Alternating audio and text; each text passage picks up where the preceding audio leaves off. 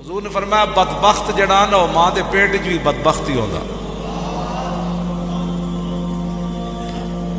اے نہیں کہ باہر آ کے وہ بدبخت بنتا ہے تو وہ پھر لوگوں دی مجلساں سن کے. حضور نے فرمایا نہیں، ماں دے پیٹ وچ بندہ بدبخت ہوندا ہے. اب عبداللہ بن عمر سامنے، اللہ کا گھر سامنے، مقام ابراہیم سامنے، صفا اور مروہ ادھر موجود، مسجد حرام موجود. تو وہ عراق سے آیا ہوا حاجی وہ عبداللہ بن عمر سے پوچھتا ہے کہ میں آپ سے ایک سوال کر سکتا ہوں؟ وہ کہنے لگا کہ میں آپ سے ایک سوال کرنے لگا ہوں تو آپ مجھے اس کا جواب دیں. فرمایا بتاؤ. وہ کہنے لگا کہ مجھے یہ بتاؤ کہ عثمان غنی میدان بدر میں گئے تھے، عثمان غنی کا دشمن تھا، آپ نے فرمایا نہیں گئے تھے. انہوں نے کہا دوسرا سوال یہ ہے کہ میدان احد میں جو صحابہ پیچھے ہٹے تھے، جب یکدم حملہ ہوا،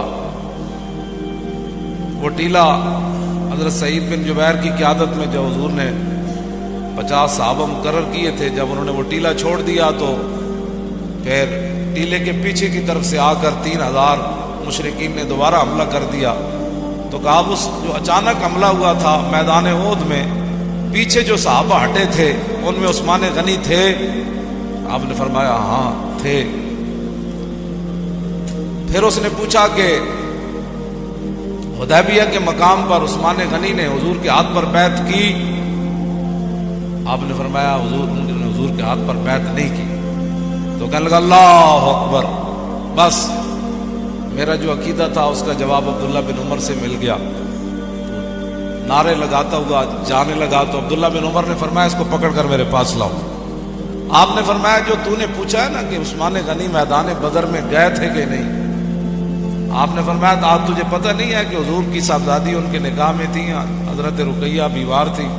تو حضور نے فرمایا کہ عثمان آپ ان کی تیمارداری میں رہیں، بدر میں نہ جائیں، ان کی خدمت کریں تو اللہ تعالیٰ آپ کو بدریوں کا ثواب عطا فرمائے.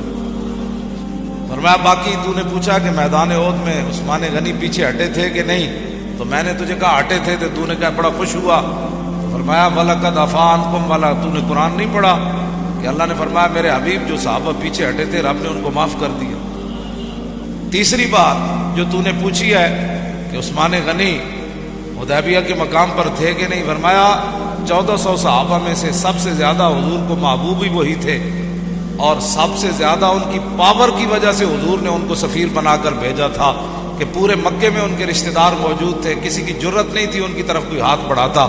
تو تجھے پتہ نہیں ہے کہ حضور کے وہ محبوب تھے، اور حضور نے فرمایا تھا کہ عثمان اللہ کا بھی کام کرنے گیا ہے اور اس کے رسول کا کام کرنے گیا ہے. جب آپ نے تینوں باتوں کا جواب دیا تو فرمایا فَاذْهَبْ بِنَا الْآنَ، فرمایا ہن نعرہ لان لیتے ہیں جن کے بارے میں حضور نے فرمایا کہ یا اللہ عثمان بڑا حیا والا ہے.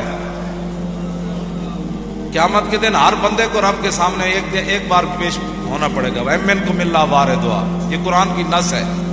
ہاں جی، ہر بندے کو ایک بار رب کے سامنے پیش ہونا پڑے گا بغیر ترجمان کے.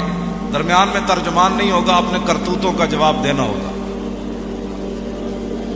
ہر بندے کو سوائے عثمان غنی کے.